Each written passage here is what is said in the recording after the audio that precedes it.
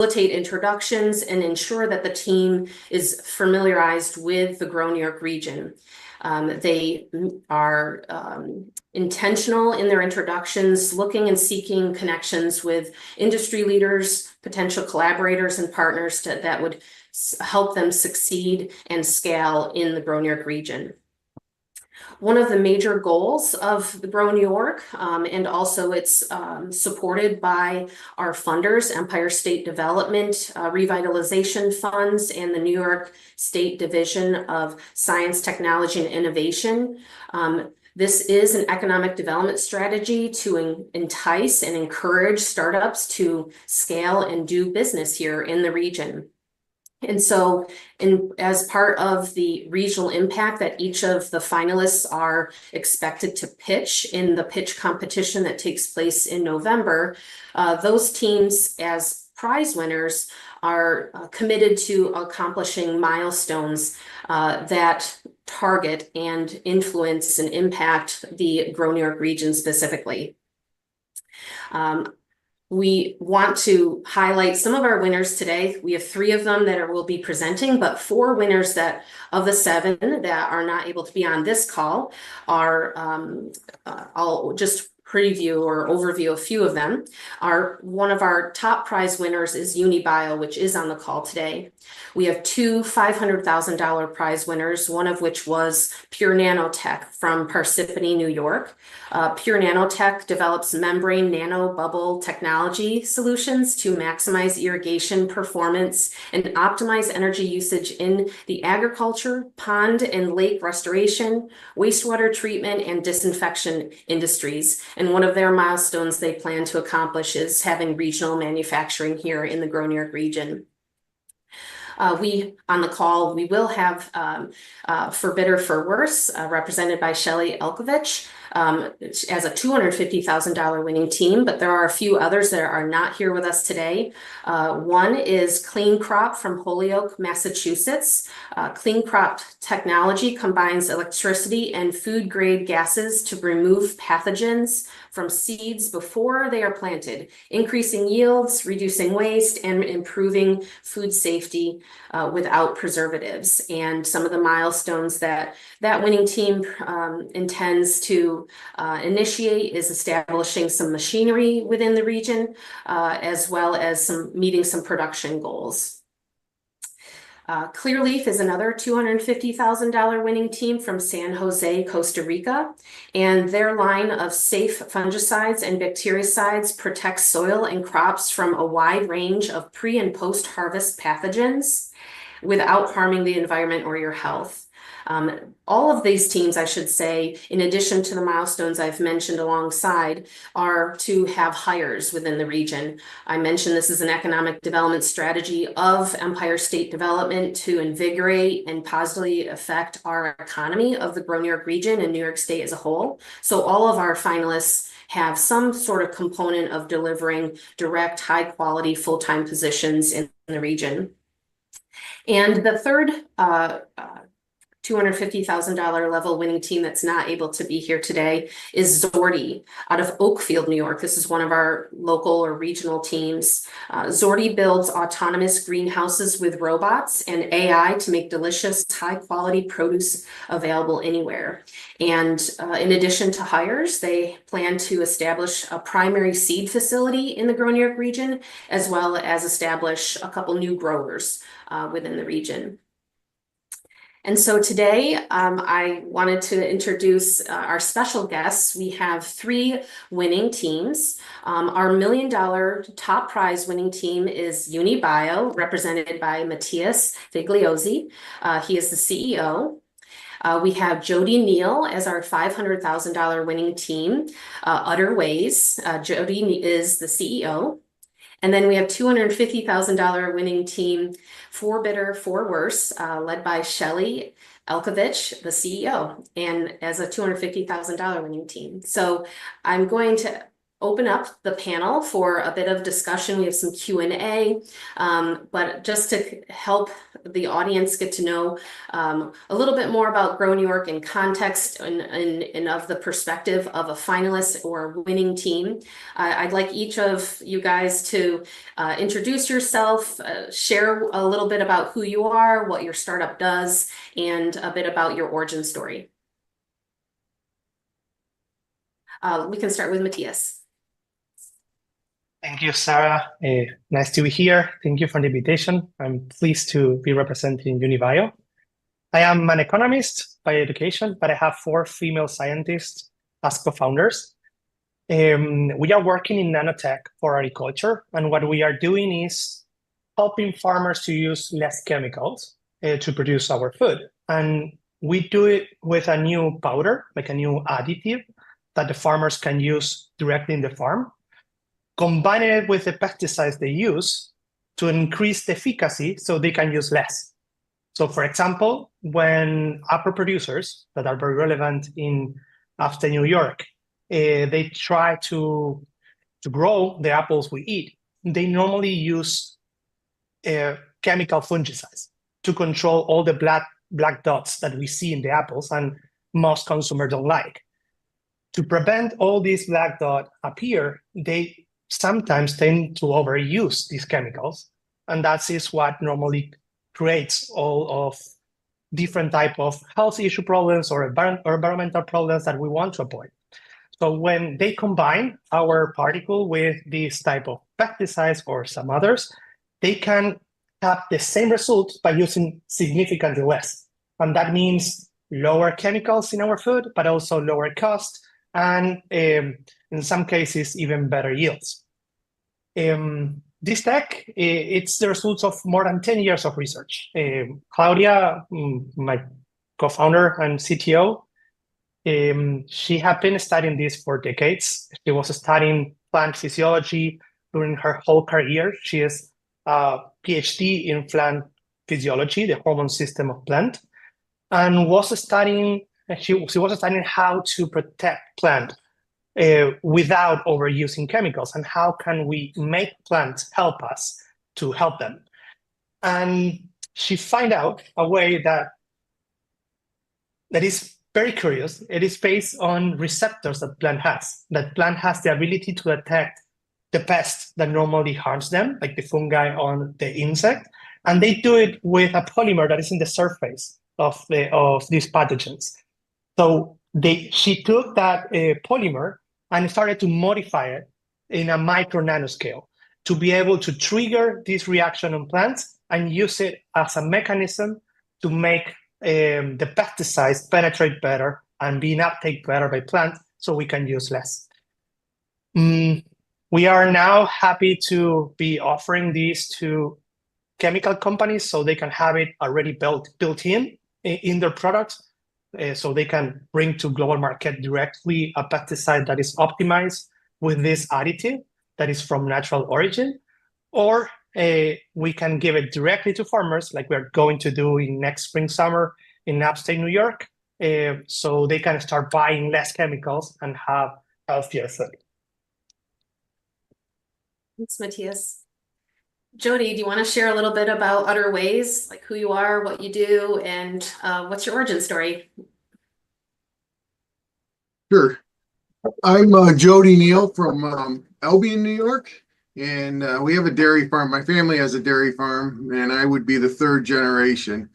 And we have some 4th generation on the way with my nephews, and I also have 4 children, which is important to know because that's kind of how we started with our project. We were looking for a way to apply a different sanitizer to help prep cows to be milked. And we were trying to figure out how to apply it and a good tool because it wasn't working through existing tools. And my children my 2 sons owned a 3D printer. And so we began to try to create options to do this. And as we were going through the process after several different prints and attempts, and we found a unique way to create a vortex with air and the sanitizer solution to help cleanse the cow's teats and what we stumbled upon the fact that this stimulated the cows a lot better than the traditional method, and helped them let their milk down, and it was a good way to clean. So we got a patent on the application process, and now we're working on bringing it to market, and it's pretty cool because I kind of, being the farmer, I can relate well to where people are coming from, and I had the struggles that they're dealing with. But it's actually a pretty simple technology, and it's fun to watch people get excited about it. We all have an appreciation for your Vortex. It's pretty impressive. Shelley, could you share a little bit about For Better For Worse? I love your story too. Thanks. Hi, I'm Shelley Elkovich, CEO and founder of For Better For Worse. We make bold cocktails with love, not alcohol. And I've always been a cocktail enthusiast, and my husband and business partner made his own Cluster Select wine and ciders. We were the go-to bartenders for any party. And then we took a whale watching trip on the Salish Sea in Washington State, and I had a very rare neurological reaction to the boat trip. It's a disease with a fancy French name, mal de débordement, and it scrambled my balance. So I broke up with booze to protect my brain health, and that's when I understood how few options there were. Nothing pleased my palate and nothing met my ingredient standards. So I took everything that I know about flavor and occasion and got to work. My husband is an MIT trained engineer, and he created our trade secret production process, IP, that we call reverse bootlegging. And it yields better flavor, more complex flavor and texture than other methods. It also allows for the cleanest, most inclusive label in the category. So unlike many brands that may start with water, extracts, and lab-derived flavors and or preservatives and refined sugar, we use certified organic botanicals, and we use local ingredients. And we're also building the first non-alcoholic distillery in New York State, and we offer co-packing services to other non-alcoholic beverages. And we launched in spring of 2020. So we have products in market now, four flavors, two formats, single serve cans and 750 ml bottles. Thanks. That's super impressive, all of you. Especially for Shelley, it makes me think that just customer discovery must have been definitely an investment of time and resources. And I'm sure with Matthias and Jody too, there's definitely a dedication to trying to figure out how best to suit your innovative product to a customer base. Can you tell us a little bit about how you're integrating your customer feedback into your product development and business strategies in New York State? We can start with Jody, maybe. Yeah. Sure. So with us using trying to develop a tool, originally the feedback was, okay, how does this work comfortably wise? And so it was kind of unique because we were doing with a 3D printing. We could make a change that somebody wanted. Let's try the holes in the thing this way, or an application pattern a different way, a handle a different way. And we would print it, and then we would send it right back out. We'd use it on our own farm or have our other people try it. And then as far as other features too, like just, I don't know, being in depth in the dairy industry, I kind of know or understand what people were looking for too. So there's a lot of statistics and stuff when you're milking a cow you watch for. And so that kind of feedback, we were more on the development end of things. And then just seeing how the cow responds for milk quality, and when we, elimination of mastitis and that type. So that plays into what chemical we put through the handle or what sanitizer. So that's still ongoing, and that varies so much from farm to farm. Yeah, definitely. Matthias, can you talk a little bit about your customer feedback and how it's influencing your work in New York? Yeah, 100% influencing our work.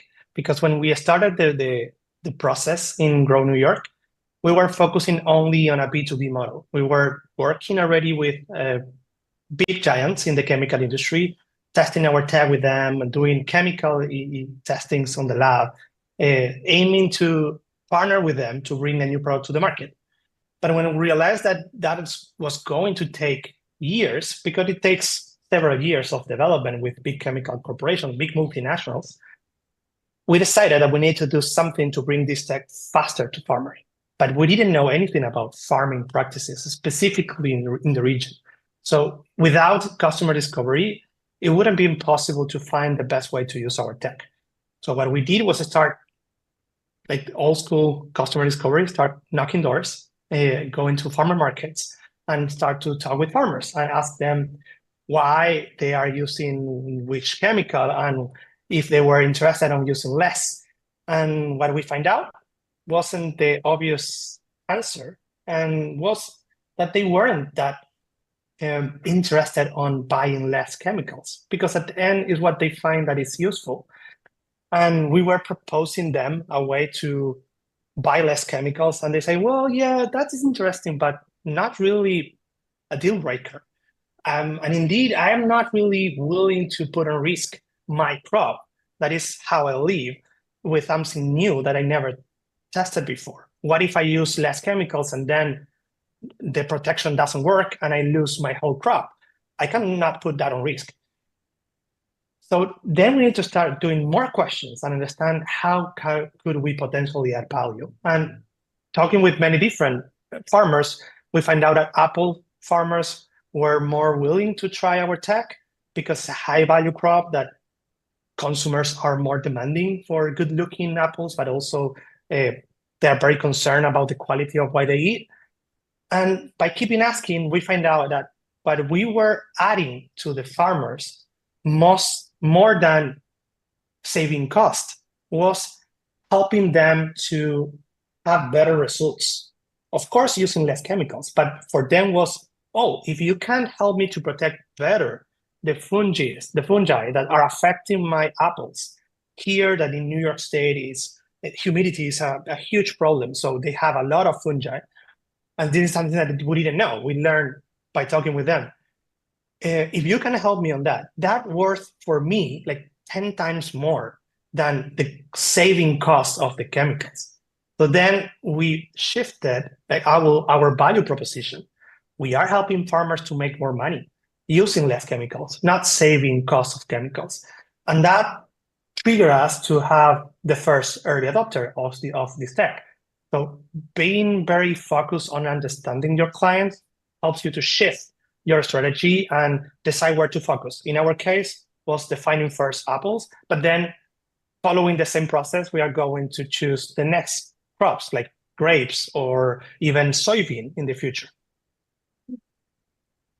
And of course, the good old word of mouth, the old-fashioned techniques probably came in handy with Shelley as well. Do you want to share a little bit about your business strategies and how you're integrating customer feedback in your work in New York? Sure. Yeah. And it is, I mean, it's as simple as sips to lips, right? I mean, before we even had branding, before we had a product to sell, we started with pop-ups, giving away free samples and meticulously recording people's feedback. And we did hundreds and hundreds of, servings, just checking what people liked. And then we launched, and for us that was a bootstrapping startup launch that we thought was going to entail specialty grocery. And then 6 weeks later, lockdown happened. So we had to pivot and focus strictly on direct-to-consumer sales through our own website. That was very difficult, very expensive. But one of the things that it did allow for us is to have build real intimacy with our customers. So we know them very well and they know us. And in some ways we've gone through, our best customers, we've gone through the pandemic together. And so lots of emails, lots of, just lots of interactions through social media as well, specific to, and of course that continues with things like farmers markets and in-store demos. When we do in-store sampling, whether it's myself or our team, everybody's taking notes on what people are requesting. So for example, we just released one of our flavors in single serve cans due to customer request. It was only in 750 ml bottles before. Mm-hmm. And now as we're looking at flavor profiles and consumer tastes, one of the things we're looking for is something that's a little bit more approachable, slightly different flavor profile that will involve New York apples. So that's exciting. Cool. No, this is great. I think that customer discovery just tells you so much as to what is needed to know as you develop your innovation. So, and It's clearly been worked successfully for you. Another thing that's likely been successful for you is your funding. Obviously, you've received the investment from Grow New York at the 3 prize levels, but I'm kind of wanting to share a little bit more about your growth so far. And now that you've received funds and you've likely raised funds from Grow New York and other investors, is there anything that you would have done differently looking back? And this might be great advice for any startups that might be aspiring to apply to Grow New York or to aspire to scale up in New York State and acquire funding. We can start with Matthias, trying to share the firsts. For sure, apply earlier to Grow New York. It's a great resource, and not only for the investment or the award, is all the connections, and will help you a lot to leverage the growth of the company. Every startup is different. The funding process is different for each startup. In our case, we have partners, traditional PCs that are investing on us, like IndieBio New York or SF500. I was critical at the early stages of our development, but I think if we have applied earlier to Grow New York, our growth path will be faster. Sure. Do you want to share a little bit about what you have done differently as you fundraised, Jody? Sure. So we did a lot of stuff in-house, and we were probably way too conservative and struggled trying to do a lot of things. And we should have reached out quicker. Like, just for example, last February when we got the American Farm Bureau Innovation Award, it was $20,000. What that did for our development of our prototypes and our control system, just simply saying, okay, we're going to focus on making it better and getting feedback, was crazy how quickly we made progress. And now, even with we haven't got funds yet, but as we get geared up, what's happening now with the outreach and people coming back to us, it seems to be growing faster than we ever expected. So I feel we were too conservative and tried to do too much on our own at first, where we should have reached out to some of these accelerator groups and hardware groups that we've learned about since we've been into Grow New York. Yeah, that's great advice as well. So, and Shelley, how would you have approached fundraising or acquiring investments pre and post Grow New York? Pre-Grow New York, I would say we did what we needed to do and what was the smart move given the circumstances, dealing with COVID and then, investment downturns. So our approach was to be very lean and to focus on our path to profitability and not raise except for a very early friends and family round. So that was successful. We are cash flow positive. We are now ready for investment. We're ready to leverage the Grow New York investment. And I'm seeing a really gratifying groundswell of support. So I think we're ready and doing the right thing at the right time, honestly. We're working with another New York group where we've got some soft circled investment. We've got a lead who will lead an angel SPV. We've got several things happening all at once. Grow New York is absolutely helping that. I'm excited that we're raising our seed round now, but it is the right time, and I actually wouldn't change what we did earlier. It's always nice to have affirmation that you're right where you're supposed to be, and usually that's the case, is you're right where you belong and where you're supposed to be. And speaking of sense of place, as all finalists do, you all experienced your business development phase, the accelerator mentorship component of the story of a finalist. That experience is about 10 weeks long. It runs through fall season and culminates with the summit, as I talked about earlier with the timeline. So now that you've all visited the region, utter ways, Jody, you're right at home in the region, which is to your benefit probably. But now that you have Central New York, the Southern Tier, and the Finger Lakes, and established those relationships and partnerships with industry leaders here, can you describe a few key partnerships or collaborators that you gained during your business development phase that will help you continue to expand with your presence in the Grow New York region and within our ecosystem here? And Shelley, I'll have you go first this time. Okay. Yeah, I mean, we've had amazing collaborations and partnerships from the beginning. And the first one is Cornell, because we will be locating our facility in Geneva at Tech Farm 2. So it starts right there with where the facility is placed. And then again, because we also co-pack, we provide contract manufacturing for other brands. It's a great location for us because there's a beverage incubator that takes place at Cornell, but there's currently no small scale non-alcoholic beverage contract manufacturer in the region. So we will fill that gap. So that's a great one. And then when you think about sourcing, we made immediate connections with the Northeast Juice Cooperative, with Red Jacket Farms. And then we've, sort of formed friendships and alliances with people like Black Button Distillery. So it's been immediate. It's been really great. I'm trying to think. I think there was something else I was going to mention as a collaboration, but I'm missing it right now.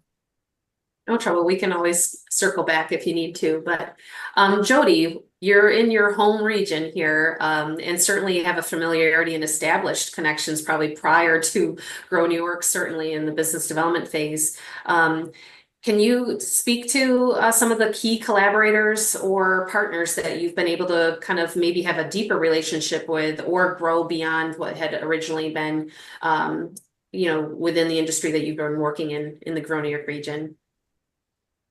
But yeah, it's interesting when people say that and think about us being in the area. I am in depth in the dairy industry. I have a lot of contacts and, with Cornell, and that's getting nothing but stronger as we continue and looking and doing some more work together. But what would be eye-opening, what probably would surprise a lot of people is I was surprised at how much manufacturing capability and resources were out there that I was not aware of in the Rochester area, especially.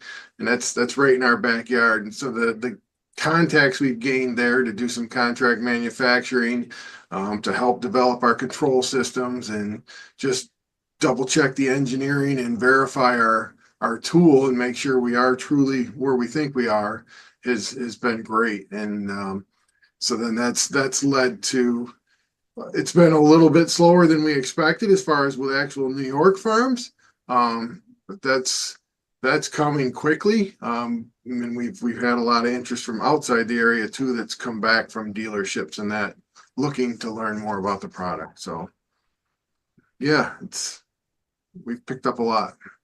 Great. And Matthias, you're probably furthest from the region, but certainly put in a considerable amount of time in the region, getting to know some key contacts and really learning how to navigate the industry here. Can you speak to some of the key collaborators and partners that have kind of blossomed out of your business development phase? I think the most relevant one is the biggest apple producer in New York, that they're aiming to test. They are going to test our tech in the following spring, summer. That is amazing because it's going to be a great validation for other Apple producers. We also are going to do, and we are signing the agreement to do testing, collaborative research with Cornell, with Christophe Duplay from the entomology department. They were planning to do already a testing on additives that farmers can use. So we were very aligned on interest on what to test. So now they are going to include our tech as an additional subject to study. And we are going to have validation from Cornell that is going to be very relevant also for farmers to trust in our tech. And during the process, we found 2 suppliers for our main ingredient to synthesize our particle. indeed, one of them invested in our company as a angel investor during the process. So we were very happy.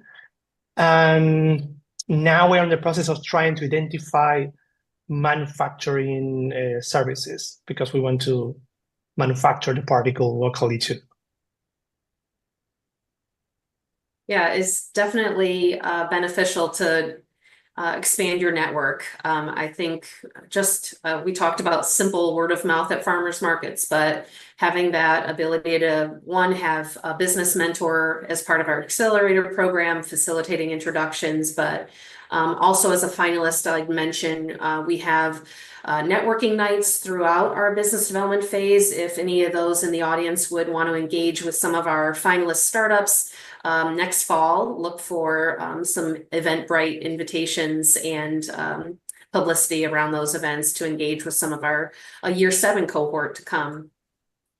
Okay, I would like to just put in a little soundbite for questions. If the audience does have questions, please utilize the chat. If time allows, we will certainly get a chance to have the audience ask a few of those to our panel.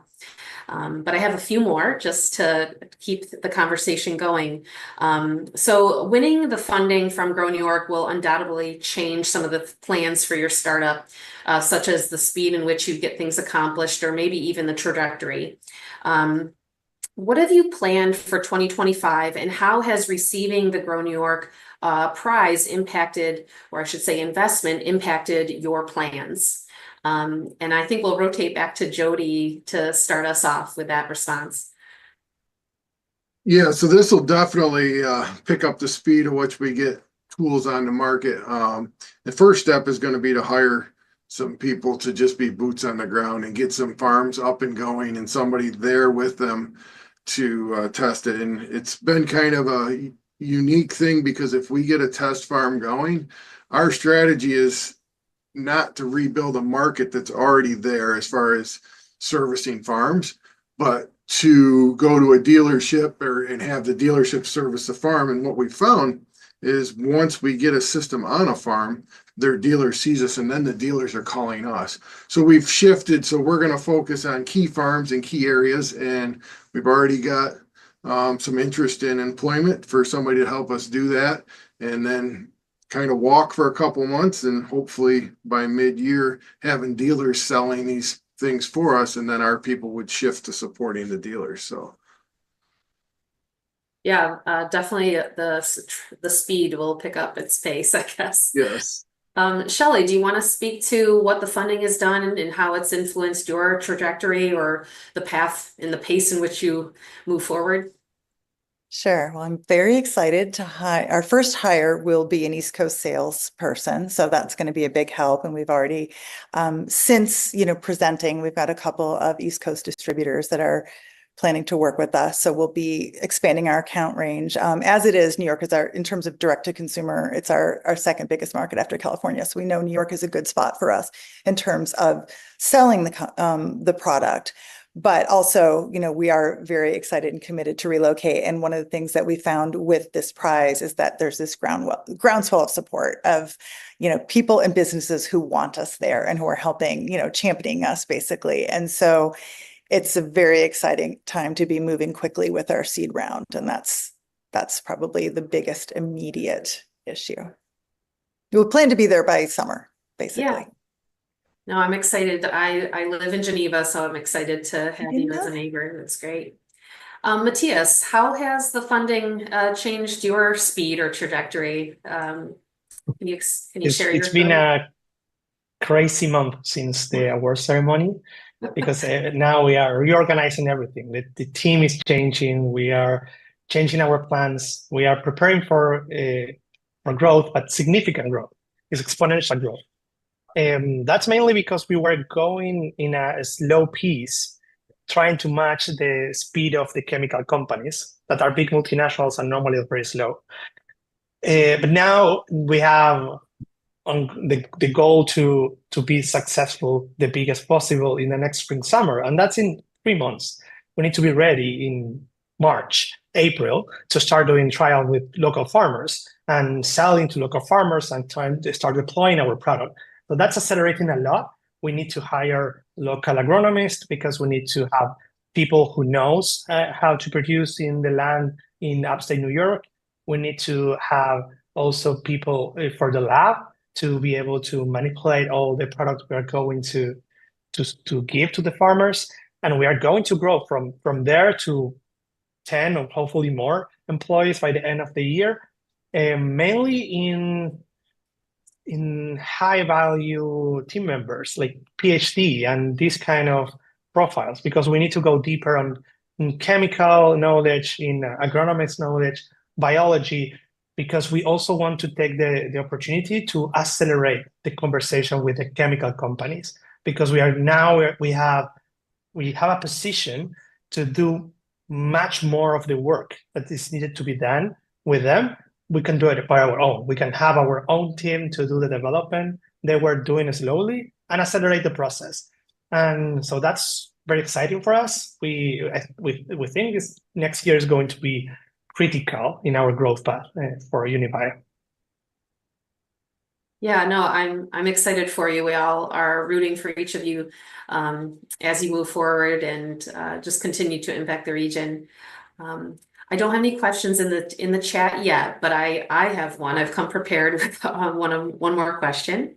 Again, the audience, you're welcome to utilize the chat and submit a question there.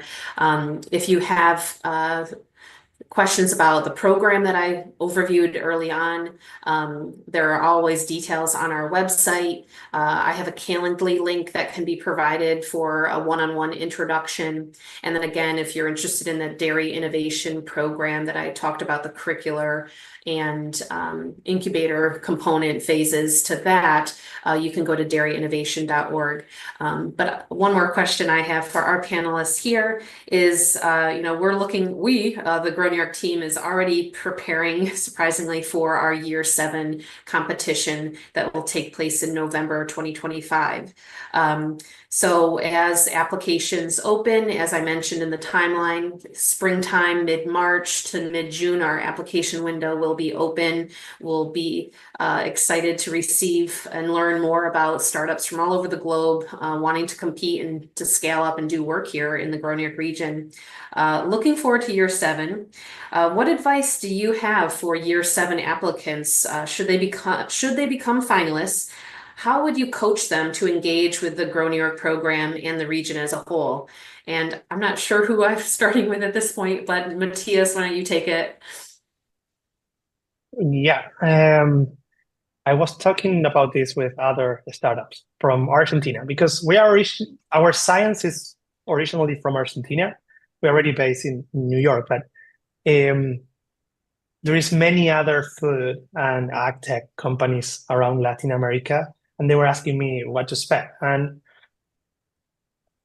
my conclusion was that it's a great opportunity, but as many other programs, you need to be focused and you need to take the most of the opportunity. It is not that the program is going to bring you to what is needed to be done, is that you need to find out what is needed to be done.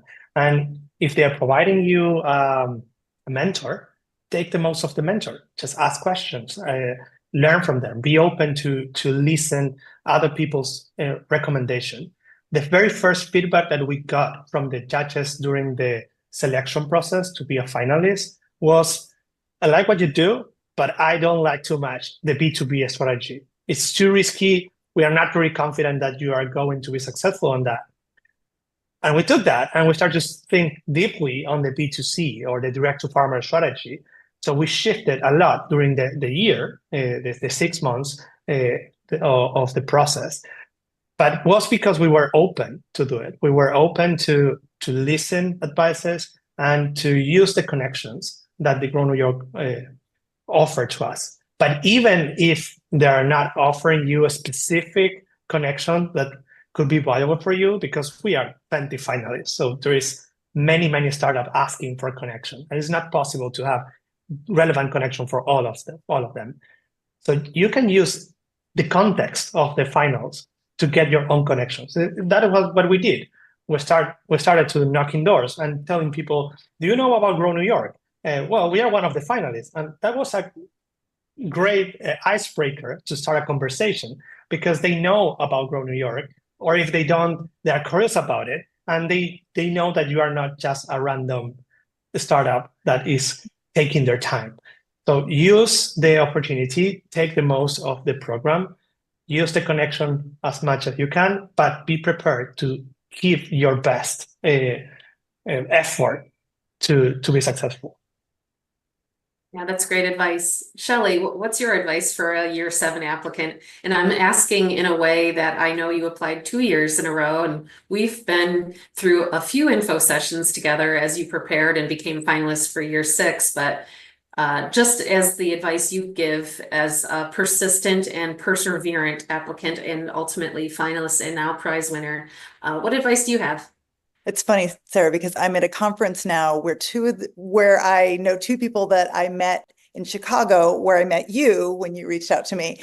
So when I first learned about Grow New York, it was from Sarah, and I think I heard about the program like a month before the deadline or something, like really late.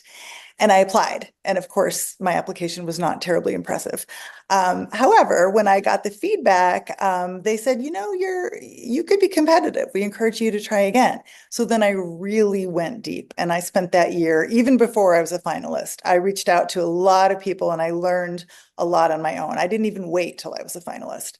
And I definitely I dredged up a lot of the contacts that were helpful to me on my own. And I would say that it is a very time-consuming process, and that there are times when you might say to yourself, what am I doing with this? Because I'm not spending this time on my business when I'm working on this application. But if you're going to do it, you have to go all the way, just like really make the most of it. No, you're very diligent, and so happy to have that story behind you. Hey, Jody, what's your advice to a year 7 winner? And maybe you could even speak to those that are our hometown startups, those that are familiar with the region, but really just wanting to acquire investment, but also to scale up and grow, whether it be in your industry or others. But I think your local knowledge is really valuable. Yeah, so I'll echo Shelley with the time commitment is just make sure when we get into the program, you take the time. Because I think being local, I felt like I knew a lot of what was in the area. And when we talked about regional visits, I was like, okay, I know what's in Rochester. I'm there all the time. But it was eye-opening to just go through some of these connections and contacts. And towards the beginning, there was a couple times I looked at my son and I said, I don't know if that one helped us at all. Next thing I know, that the conversations that came out of the contacts and where we went and who we met from that was some of the best contacts we had through the whole program, and doors opened that that were closed, that I thought were closed a couple of years ago as we were trying to do things. But because of our progress and advice of our mentors and the contacts and them reaching out and doing virtual introductions, it opened a lot of doors, and it is very time consuming. And I'm running 2 businesses. I'm running a farm and trying to run this, and it taught me how to delegate very well for my farm. So we grew business wise and personally a lot going through this to where we are now. And I really admire your family delegation too. You're delegating to family members oftentimes, I'm sure, and it's really a great effort and story behind that as well. I love knowing that the family farm story still is successful. So that's great. I'm looking at the chat and the audience questions. As I kind of think through some of those, I see there is one, but I need to read it. So while I do that, I'm going to ask one more question to our panelists. I think we'll have time for the audience question that we'll get to.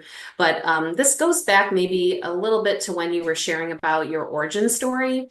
And it's always great to be a good storyteller. I feel it, especially when you're connecting to customers, but also investors. What inspired you to start your business, and how did you identify the unique problem your company aims to solve, whether it be the food, beverage, or ag tech sector? And Jody, why don't you take it to start off?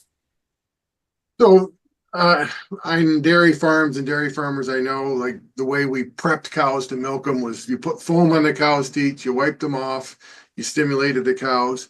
And we all kind of joked around because we always have 2, 3 washing machines kicking around for washing the towels. You know, we're all going to be Maytag men trying to fix these things. And so it's a struggle in the industry. So I think I uniquely lived the problem, and it's something that other, companies have tried to fix, but have in essence complicated it. And so as we were going through this and we realized we could accomplish it in a simpler way, it was eye-opening, and that really sparked the interest. But on kind of a side note of that, sometimes I felt like, okay, this isn't complicated to be enough to be part of a business pitch competition. I'm not on the tech side of it, and that side I'm not looking for a lot, but where it really comes in is on the other side, what bringing it to market and getting the help to establish those relationships. Yeah, that's really important.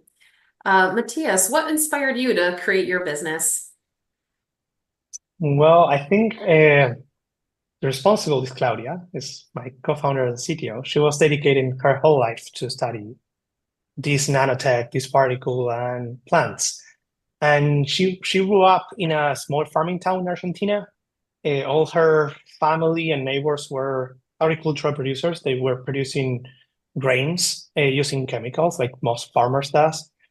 And even her father was one of these pilots that fly the planes that sprays chemicals in broadacre crops. So she grew up learning from early age that she needed to be careful when they were spraying these products on the field. So she was curious, and she asked, why are we using something that could be harmful for humans to produce the food that we eat? So she became a scientist, came to the US to study, to use Davis to the other coast. And after decades of studying plants, she found out a way to activate plants. So it was a life dedicated to this. Happily, I joined her during this path like 4 years ago. As an economist, I was working in government some years ago, and in my hometown where we both live.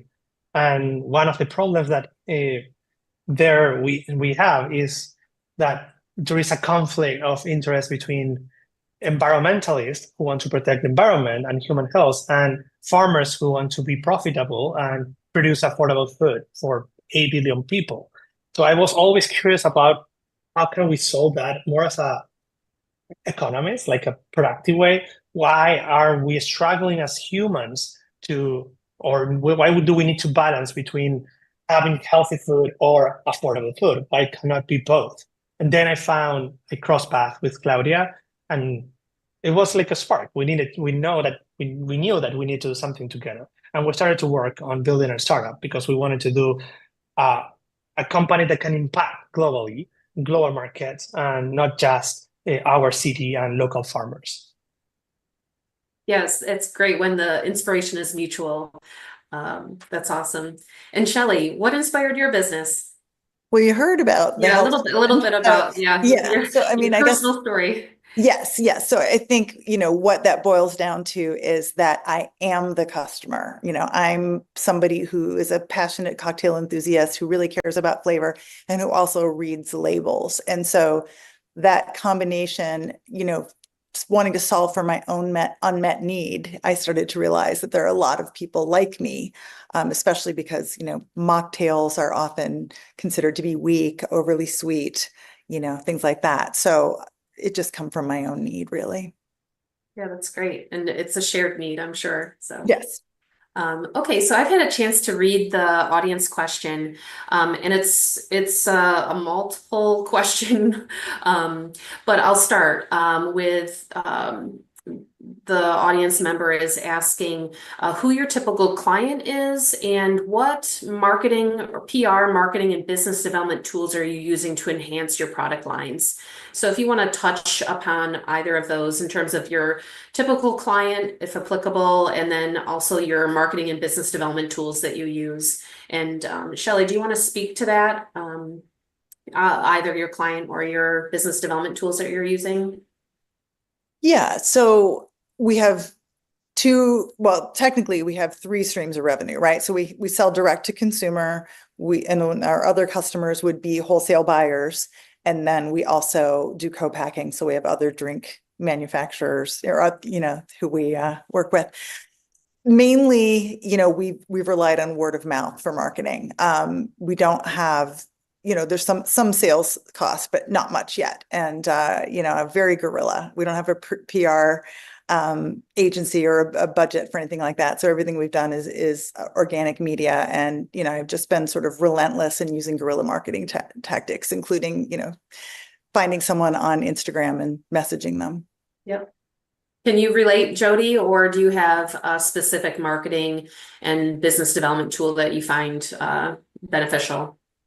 We haven't spent a marketing budget or spent any money on that side of it, but what happens is through the recognition from Grow New York or through the Farm Bureau one, as farmers are searching for options, they stumble across us in our tool. And then what we've done is we've put it on pretty high profile farms, and farmers love to tour other farms. So then it's been a word of mouth scenario. And then next thing we know, the dealer that services those farms calls us and says, hey, we'd like to sell these. What can we do? And so that's where we're at now and setting up that. It seems to work for all parts of the industry and sectors is word of mouth. So Matthias, do you want to speak to your typical client and what your business development tools are that you're using? Yeah, word of mouth, of course. Bootstrapping PR. It's Yeah. not paying someone, just trying to do our best effort to be published and people talking about us. In our case, it's very relevant, the face-to-face. So it's not that easy to connect with a farmer through LinkedIn or Instagram. Of course, they use tech, but they are not that friendly with people they don't know. And they want to trust in someone, and they want to trust to try something new. So in our case, we are approaching them through farmers associations, and that they, through word of mouth, bring our innovations to other farmers. And in the case of the B2B strategy, the chemical companies, we normally meet them in trade shows, in a specific trade show for the chemical industry, because it's very niche industry. It's a huge market, like $1 billion market, but there's only 10 big companies that share half of the global market. Yeah. So you need to make the way to find these few managers that controls the world's decision. And they are normally in some specific trade shows. But also face-to-face. Face-to-face is the best. Thank you, Matthias. We are just about on our time for concluding. I want to thank especially Matthias and Unibio, Shelley from For Better For Worse, and Jody from Utter Ways.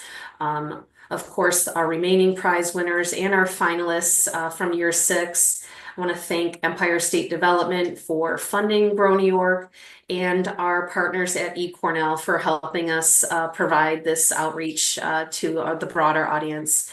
If anyone that's been on the call would like to learn more, has specific questions, please reach out to grow-ny.cornell or email grow-ny@cornell.edu. Or schedule a one-on-one with me. I'm happy to have some time to share or answer any questions. Thank you so much for joining us today. Thank you, Sarah. Thank you.